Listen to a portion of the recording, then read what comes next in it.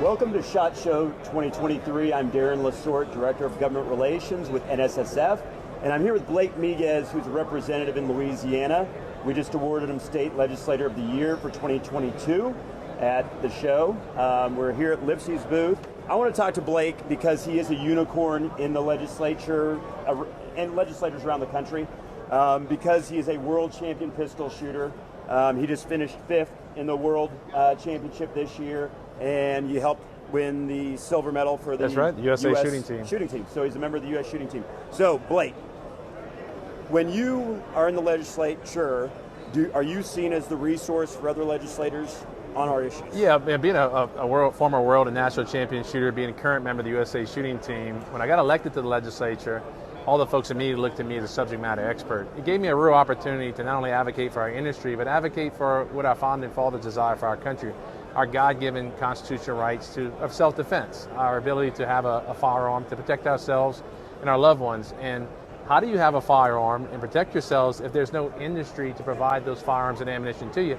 That's where I met Darren Lasorte and the NSSF, and we have worked tremendously well together, not only bringing legislation that we have brought across the country, but educating those members about how important it is to support the gun and the firearm industry and the ammunition industry, not only in normal times, but during pandemic, during hurricane crises. So one thing that Blake did for the industry is he passed legislation in Louisiana that specified that the state government, local government cannot close any member, including Lipsy's, of the firearm industry during a disaster or emergency. So what we saw during COVID in a number of states was the industry being shut down, gun stores, gun manufacturers, and Blake passed legislation in Louisiana that said that cannot happen. So a major bill for future generations if this is to ever arise a COVID-like situation again.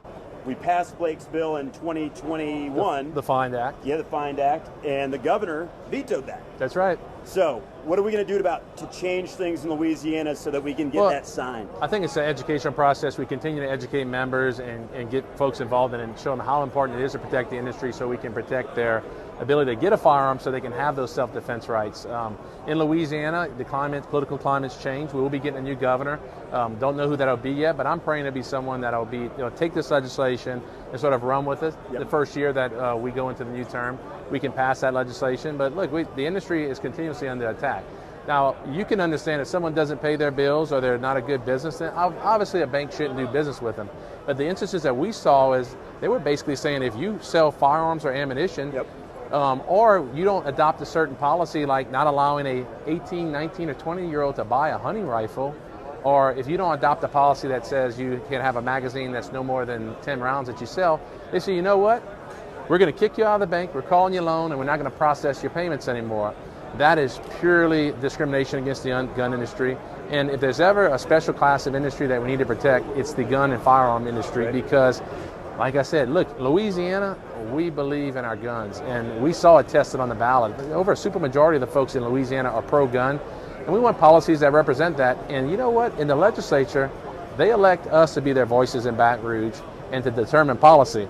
We don't want policy being determined in the boardrooms of some of these large financial institutions that don't care about Louisiana values, don't care about our industry, and don't care that much about our constitutional rights. I love it, Blake. Appreciate all you do for freedom. Appreciate it. Thank you so much. And it's an honor to get the award. And I want to thank the Lipsy family and everything they do. They're very involved back in Louisiana, and we're proud that they're a leader in the firearm industry. And she's going to want to make us say, go Tigers. Go Tigers.